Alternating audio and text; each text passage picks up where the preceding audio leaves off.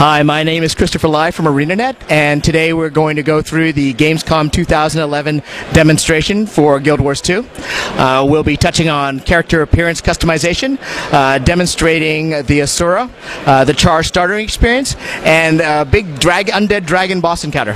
Hope you are looking forward to it as much as I am. War Tower, I know I got the question, what is it I'm most looking forward to in Guild Wars 2? I've already found it. I love playing an Asura Thief. I love the size, I love the animations on the Asura, and I love how great they are as Thief.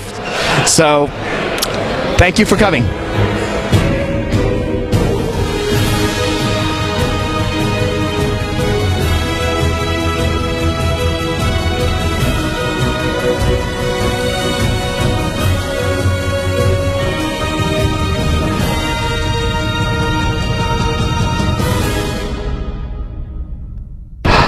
Hello.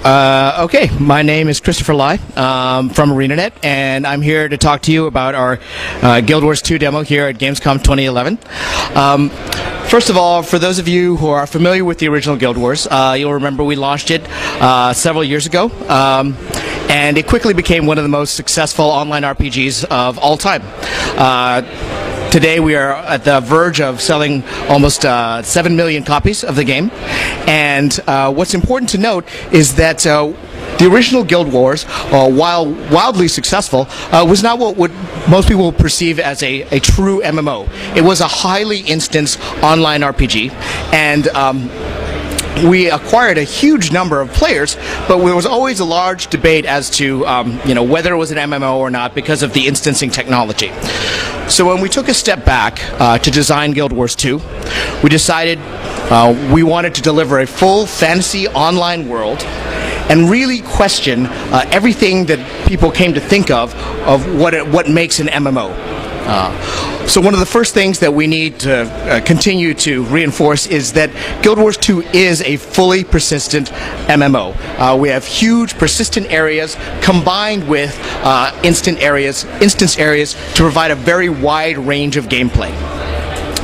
Now, I will talk very briefly about what we consider to be some of the main areas of Guild Wars 2, and then we'll start touching upon those in our demonstration. The top areas for Guild Wars 2 are, first of all, our dynamic event system. One of the ways that we allow you to experience our world is we don't, for example, throw walls of text at you describing what is happening. As you adventure and explore the world, you will actually experience things like dragons landing, which we'll see, centaur invasions, pirates attacking villages, and you will actually immediately be apparent what it is you're supposed to do. This is one of the things that we wanted to create, this dynamic, living world within a fantasy world that we felt that a lot of other games had not managed to achieve. Second of all is our dynamic combat system. Our combat system, we really feel that MMOs suffer a lot from what is considered repetitive combat. And one of the things that we wanted to do is introduce a number of dynamics into our combat system that would allow it to feel more action-oriented, to make things like position in the game more important while you're fighting, and really give a feel of that you're playing the combat in the game as opposed to staring at the UI all the time. The last thing is this notion of personal story. A lot of games, MMOs, suffer from not being able to provide a tightly scripted, customizable personal story because you're sharing it with hundreds of other players in a virtual world. This is one area where our experience with instancing in Guild Wars allows us to create these instances where we can provide these tightly scripted, customized experiences, which we'll talk about in a second. Lastly, for the first time here at Gamescom, we are demoing our PvP experience. For this demo, we won't be able to show you a full match because of time, but we will be able to demonstrate one of our PvP maps and how we feel it is different from other MMO PvP. So let's go ahead and get into our demo, and I'll touch a little bit more on the points we just discussed. First of all, for the first time, if you remember last year, we demonstrated only the Char and the Human as our playable races. For the first time, we are demonstrating all 5 of our races playable here at Gamescom. We have not only the Char and the Humans playable, we have the Norn, we have the Asura, and the plant-like Sylvari, which are all available for playing on the game floor. Let's go ahead and demonstrate. We'll go into Human right now because we want to demonstrate our character appearance customization. This we have not demonstrated before. In the past, we've gotten lots of questions as to what we are going to be providing in terms of character appearance options. The real philosophy behind our character appearance is we want to provide lots of different appearance options. For example, you'll be able to create a bulkier type of warrior human with our options. Quickly be able to get a general appearance that you like, but also if you're the kind of person who wants to go in and fine-tune the details of your appearance, we do enable that with things like eye angle, how open the eye is. You can even go in and change the shape of your nose or the shape of your jaw. So for those people who very much want to tweak their character appearance, we will provide those level of options. Okay. Also, here's an example of our die system in character creation. These are the starting set of dies that you will have when you're in character creation. One of the cool things about our character die system is once you set up the schema for how the dies appear on your armor, as you receive new equipment in the game, our Guild Wars 2 will remember the schema that you set up and go ahead and try to apply that schema to your new equipment. So you'll always be looking in a very similar vein to whatever appearance you set up initially. You can always change this on the fly if you want, but you'll never look like somebody who just assembled a bunch of random colored equipment as you level up through the game. All right, since we've already demonstrated the human starting experience, we're going to go ahead and demonstrate now the char starting experience. Okay, we'll go ahead and choose one of our new professions, the engineer, and we'll demonstrate some of the basics of the char appearance. Here you see the char have an opportunity to look like leopards or tigers. We'll go ahead and make the baddest looking char we can. Let's give him an interesting hairdo and some fierce looking horns. All right. So for those of you who remember the first game, the Char were the enemies of humans, and they still don't get along completely with the humans. But interestingly enough, the Char have proven to be one of the most demanded player races in our game, and they're definitely going to be one of the most iconic. So we'll go ahead and outfit our Char. Earlier I talked about this notion of personal story. And one of the ways we demonstrated here is our biography system. Biography system has people go ahead and make choices about your background, your backstory, your personality traits. Here, for example, the Legion that the Char belong to is very important to them. Here we'll go ahead, because we've chosen engineer, we'll go into the Iron Legion, which is more around technology and machinery. Now here's an example of how the choices you make in Guild Wars 2 really matter. The war band is the unit in which the Char kind of grow up in. It's more important to them than family. These are the ones they grow up with. These are the other Char that they train with. And so here we're asking you, in your war band, who do you have a special relationship? Who is the closest member of your war band? By choosing one of these characters, and as we go over them, you'll see there's a little bit of description underneath.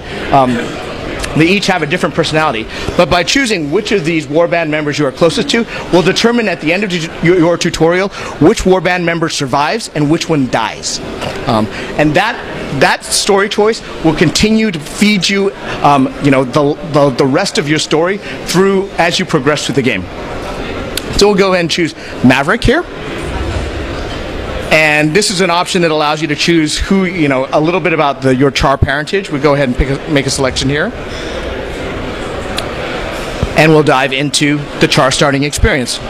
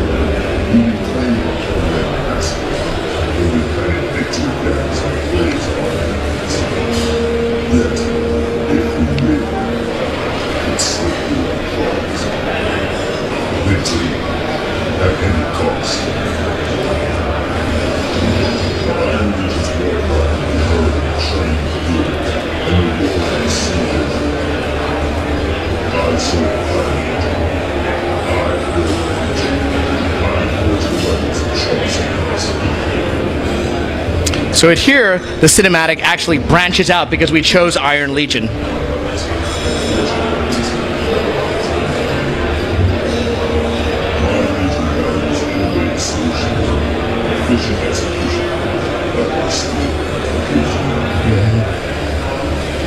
Centuries ago, humans stole its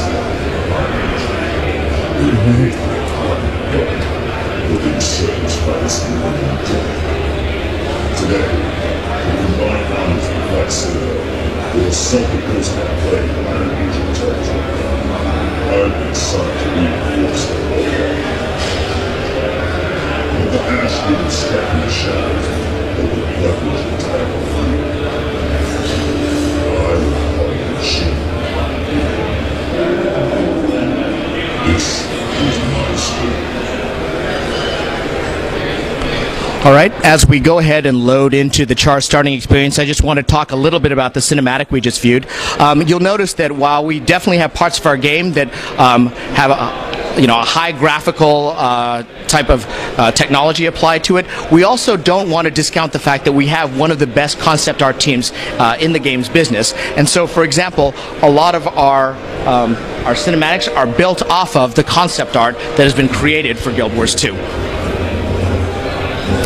All right, so we're going to go ahead and start the Char starting experience.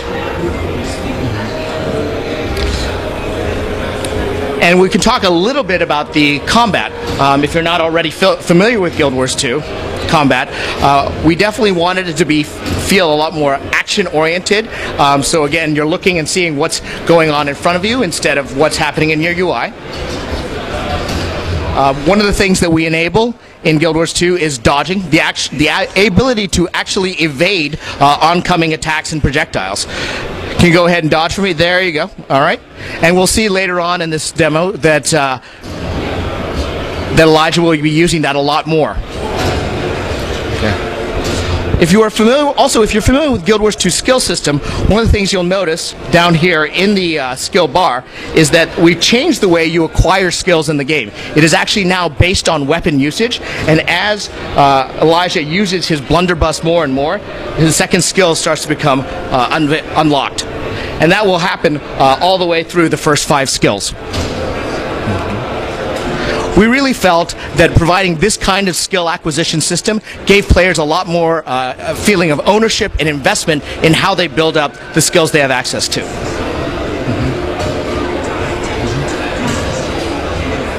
So he's just gone ahead and realized and unlocked his second skill, the net shot.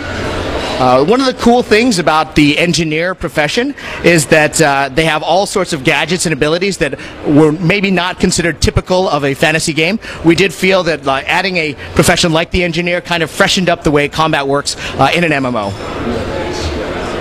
You want to go ahead and use your net gun? Oh. There you go. That's not something you'd see in a lot of other MMOs. Okay. All right. All right, go ahead. Let's go ahead and move forward with the rest of the starter experience.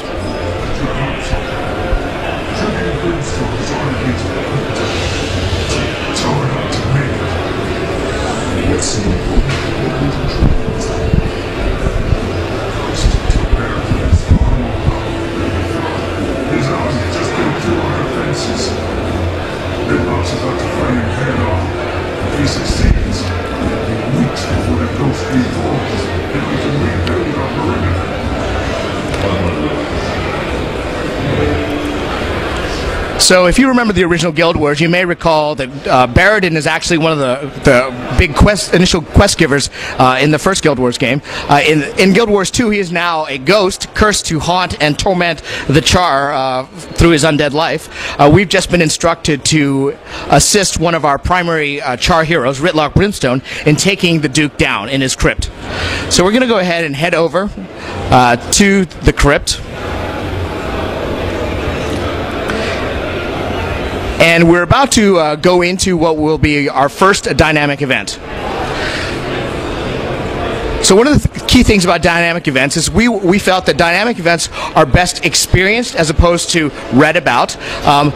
the way you will encounter most dynamic events is you will just wander into areas where events are occurring, and then you will be notified in the upper right screen here that there's an event going on that you can participate in.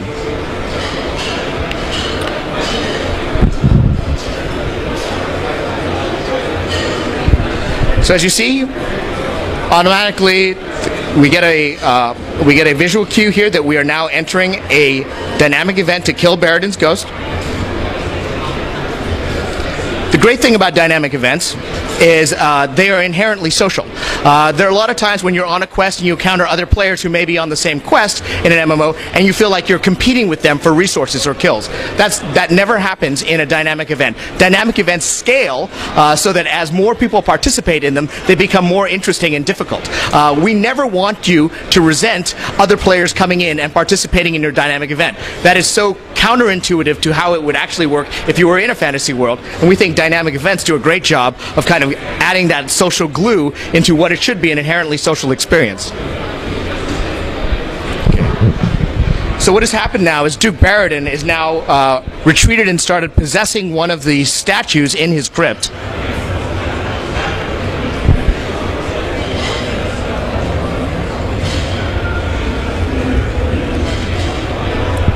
And this has now become an elite event. You'll see on the right that there is a progress bar on how far we are with the Duke Baradin fight. What I want to point out here is that at this point you are not even level 2. You are still a first level character, and we are trying to go ahead and have you confronting interesting opponents, interesting bosses. You're not going out and killing rats, and having interesting fight dynamics. If you go ahead and look, the red circles on the floor that are dropping down there, that indicate where Baradin is having rock from the ceilings fall on the ground. If Elijah could move fast enough, he could actually have dodged and evaded out of those red circles and not taken damage. One of the other things that Baradin does here is this mass fear attack that sends everyone reeling back.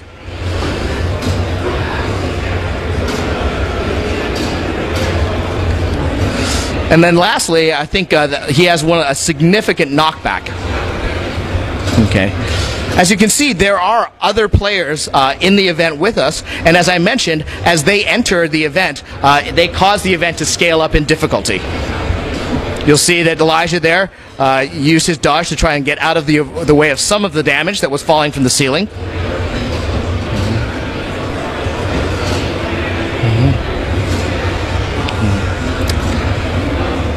One of the other interesting things we did here, because of the scope and size of the Duke Baradin fight, we actually do a little bit of camera tweaking and pull back so that you can get the full scope of the battle.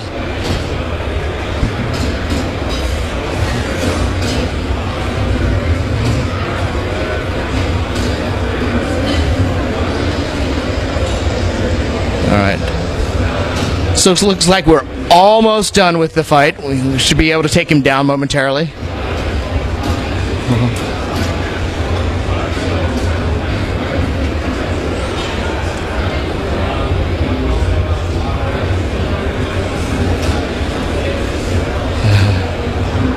How are we doing there, Elijah? Is he a little harder than usual? Okay.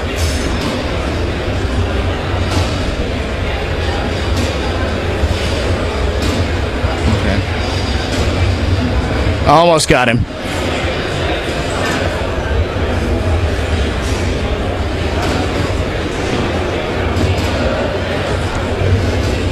All right.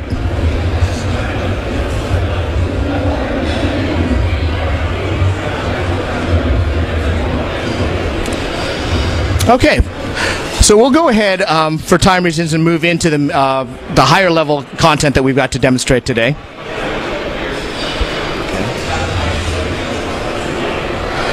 So, as you may be aware, our dynamic event system is not entirely predictable. Like we mentioned, we want dynamic events to be triggered by any number of things. They can be triggered by player actions, or they can be triggered by player inactivity in the world. For example, if centaurs are starting to gather on the outskirts of a town, if players do not come in and try and stop the centaurs from gathering, they will eventually amass to the point where they go ahead and launch an invasion. That is, like I said, we do want the sense that as players wander through the world of Guild Wars 2, even if they're wandering through the same areas, they don't get the same experience every time.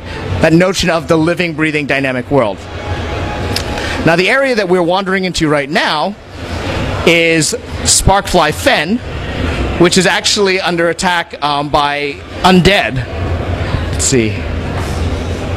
Since we happen to be in this area, we can talk a little bit about our underwater combat. Are you doing okay there, Elijah? All right. So I'll talk a little bit about our underwater combat, and then we should find out whether the dragon's up. Okay. So one of the things that we wanted to make sure we do is with our underwater combat is underwater is such a great opportunity to have a lot of fun. But the thing that a lot of other games suffer from is they make it onerous to be underwater because there's a breath bar. And let's face it, dying by drowning is not particularly heroic. So one of the things that every character in Guild Wars 2 has as they enter the water is they get a breathing apparatus. There will be no breath bar.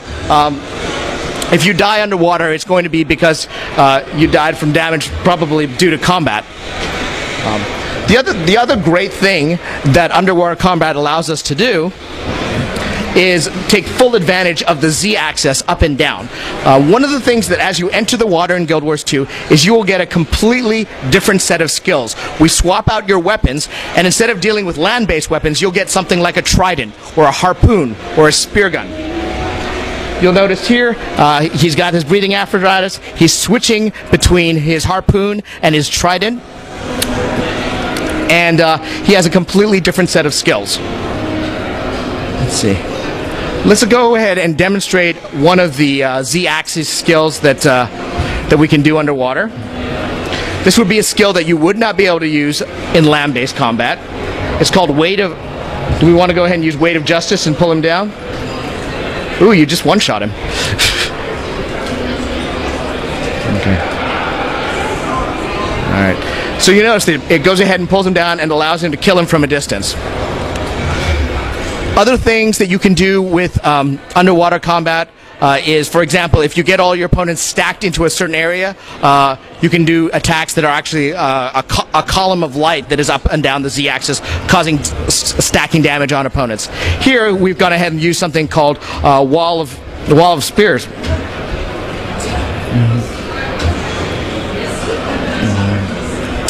So suffice it to say, we're not going to show a lot of underwater combat, but there's a huge amount of Guild Wars 2 that actually is underwater that you'll want to spend playing and exploring this world without, again, having to worry about dying by drowning. Okay. So, as I mentioned, we live in Guild Wars 2 in a dynamic world, and so we don't always know when specific events are occurring or not. We're going to go and have Elijah here check and find out whether one of the dragon encounters, how soon it is to spawning. Let's see. Any word? Okay. So let's go ahead and talk a little bit about... Let's see. Do we want to go ahead and check out the Ash Horizon? Is that where we are now? Yep. Okay.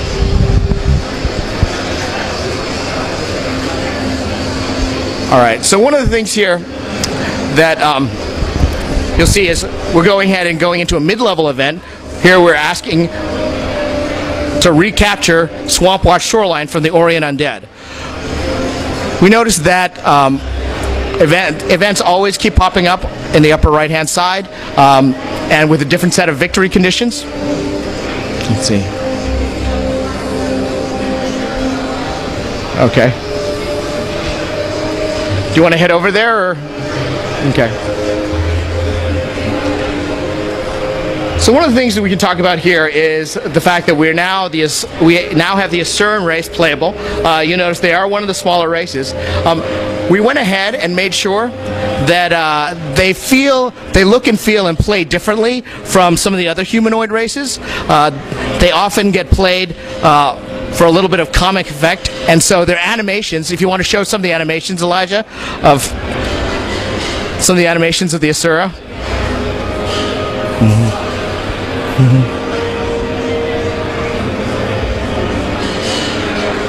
Yeah.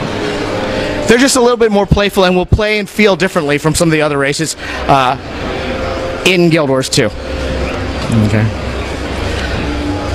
So you notice at this point we are actually in the midst of a lot of event activity. They're all in overlapping areas, and you can decide which one of these you want to participate in. Again, with a different set of victory conditions.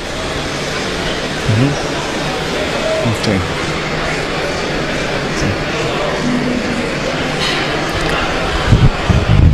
So let's go ahead and find something to fight, and we can talk a little bit about the Guardian combat style. So the Guardians have three. The way the Guardians work is they are a heavy armor profession. They have a number of abilities that allow them to both do damage, burning damage. They allow themselves to heal and regenerate, as well as take damage. So they really are, in some ways, they can be an excellent support profession in groups. If you look up here, they have three what we call virtues that allows them to use abilities on other players in order to make other players do more damage, heal up, or take more damage. One of the other things that they can do is they often drop symbols on the ground that have area affected abilities, both in terms of damage and healing.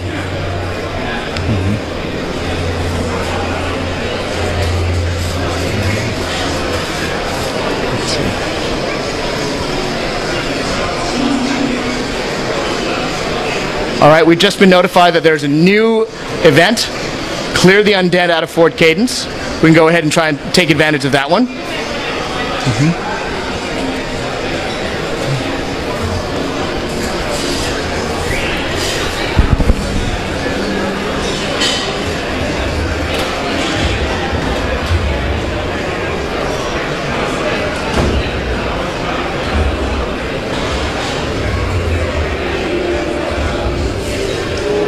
Oh, here we go. The undead have begun swarming this fort, and one of the objectives is for us to take it back. You want to go ahead and demonstrate how a Guardian can use a ring of warding to hold opponents at bay? Oh, there we use Banished to knock him back. There's nothing like a little Asura with a hammer to knock back a large opponent. And what Elijah was demonstrating back there, it was the ring of warding, which allows him to hold back opponents physically, hold them back on the ground as he attacks them from a distance.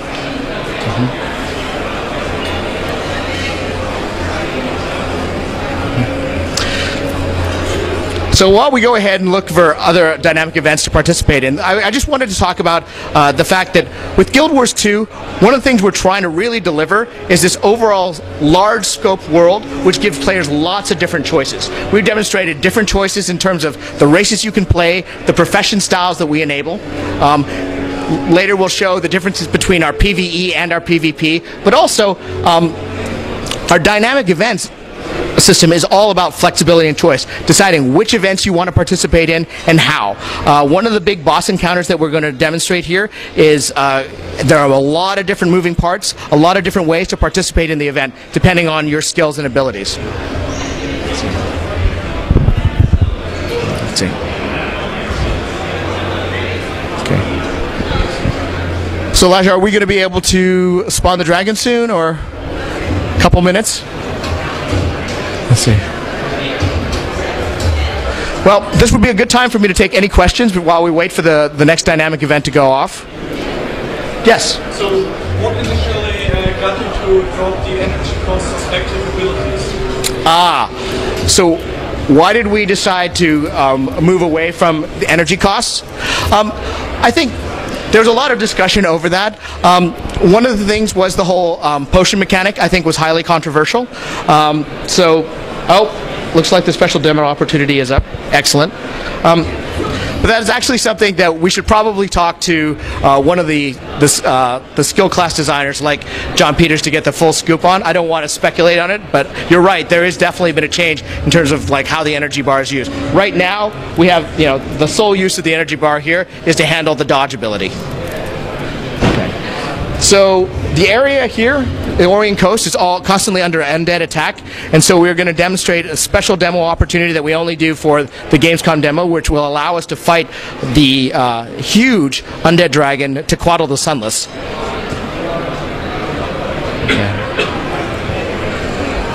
Unfortunately, we're in full swing here with the rest of the players, so we actually have a decent chance of taking him down.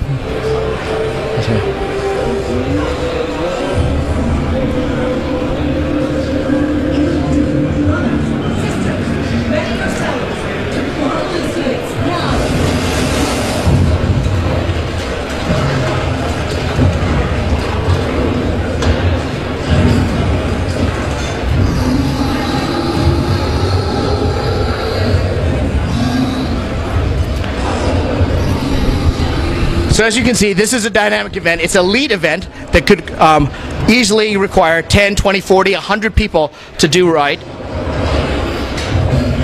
You could try to go toe-to-toe with Tequatl the Sunless, but we wouldn't recommend it. He has a number of attacking abilities that are going to make that very difficult.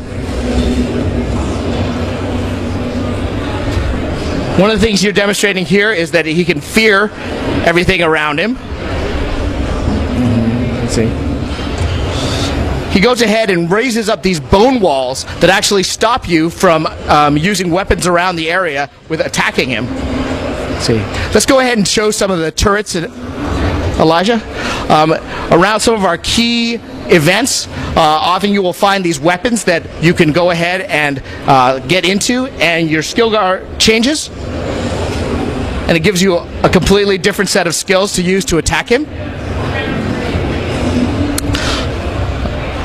What happened with Elijah just now is one of his attacks, called Tequatl's Fingers, is actually these vines that spring out of the ground, grab you, and throw you back into the dragon. It is also worth noting that Tequatl is one of our smaller dragons.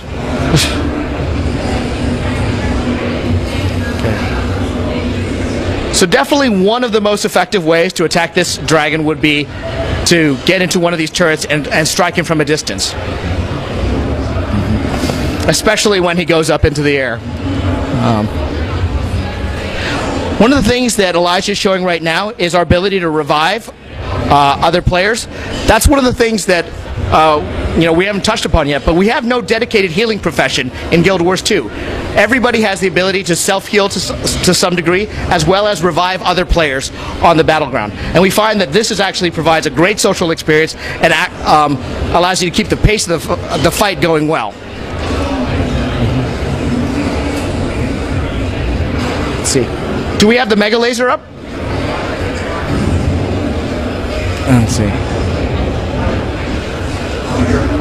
Yep, I think we just fired the Mega Laser, sorry.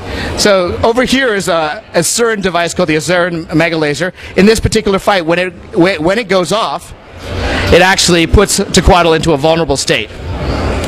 As a result, it is one of the first things that the undead go after, so one of the parts of the fight is making sure that the Mega Laser stays defended.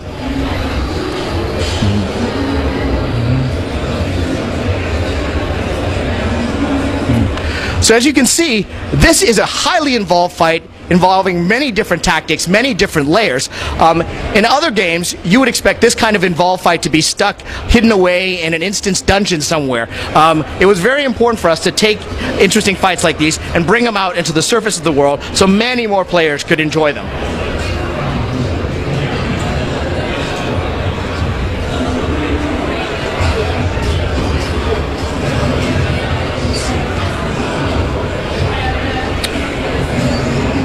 You're going to have to make sure that you stay healed. Alright. Let's see.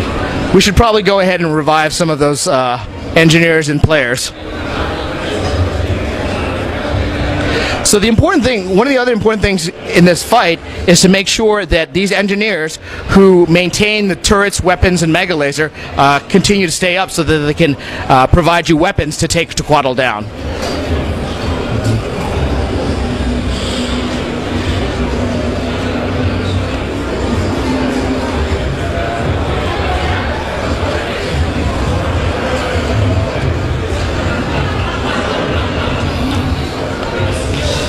You know, I was really hopeful that we would be able to take Tequaddle down in this demo, but I don't know if we're going to be able to. A lot of the players are down. We can try rezzing them, but it looks like it could be tight.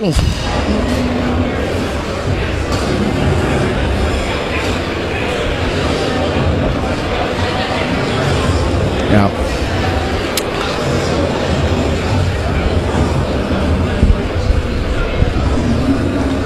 You know what? For time's sake, I think we probably should move on to the PvP section of the demo. All right. Sorry, guys. I was hoping to show you a dragon kill, but it doesn't always work that way.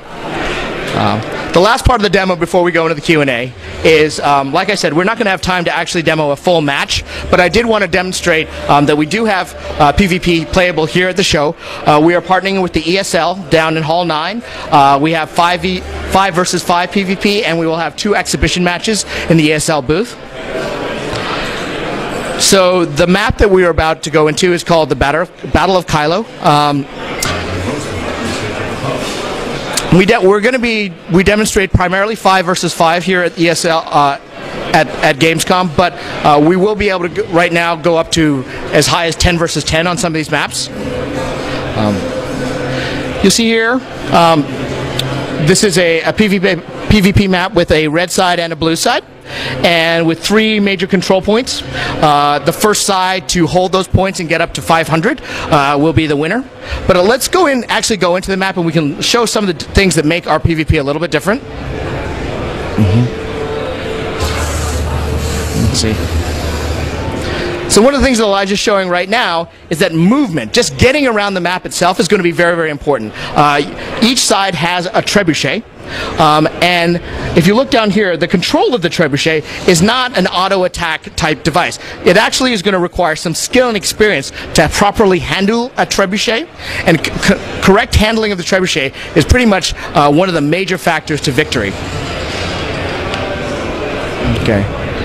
So one of the things that Elijah just demonstrated is that this map is filled with destructible environments. That's very, very different from a lot of other MMO PvP type maps. The cool thing about destructible environments is that it will completely be able to change the way the game play out. How the game flows, what areas are easier to control, what you have access to. These are all going to be changed by what things you choose to destroy with your trebuchet.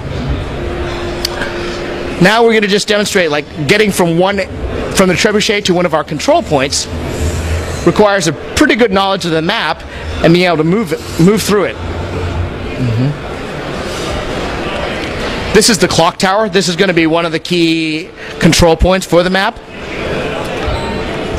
And as we demonstrated with the trebuchet just now, if we were in an actual map, there could be an enemy trebuchet firing down on this location, making it very difficult for me to actually hold and control this point.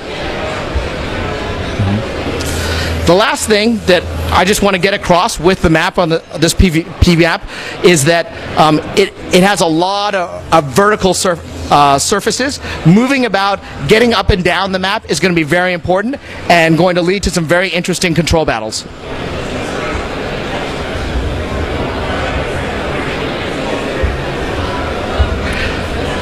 I think that's it, everything that we have.